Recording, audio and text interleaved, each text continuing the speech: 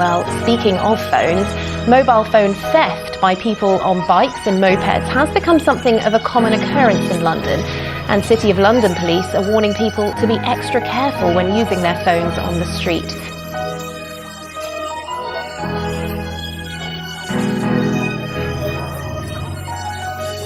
London gets a lot of tourists and is one of the most vibrant cities in the world. However, it's been getting a lot of attention recently because of the rise of phone thefts, with people's phones getting snatched right out of their hands in broad daylight. Government figures published in September show that phone thefts have gone up by 150% in just 2023.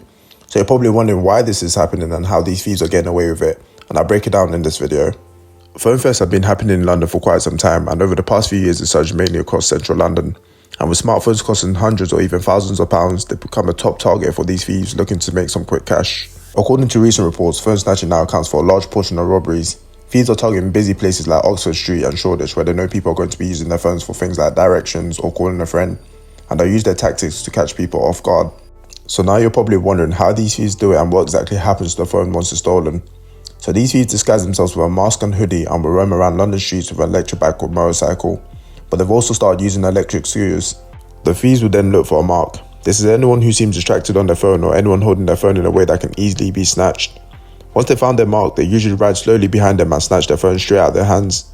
There's no point running after these thieves as they use the vehicle stated to speed off and swerve traffic in a way that you can't catch them. So once your phone has been stolen and you decide to track it, you typically find that the phone will be moving all around London as the thieves store more phones. In a few days, the phone will be sold to a distributor who will buy them in batches to be shipped to another country.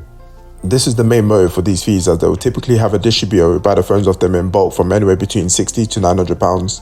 It doesn't matter if the phones are locked, as once they are bought, they'll be shipped to China to a place called Shenzhen.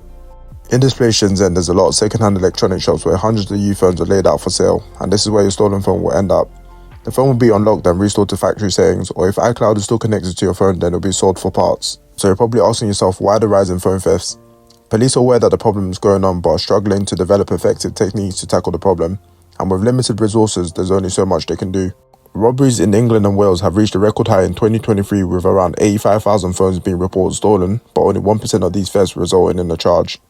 So with this information, it's clear to see why these thieves are doing what they do, as they know there's a very low chance that they get caught and it's essentially easy money.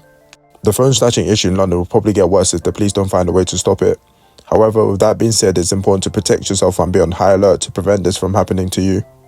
This isn't a video to scare you from visiting London, as London's a very beautiful city, but it's important to keep your phone outside when not in use, especially in crowded areas, and just be mindful of your surroundings in general.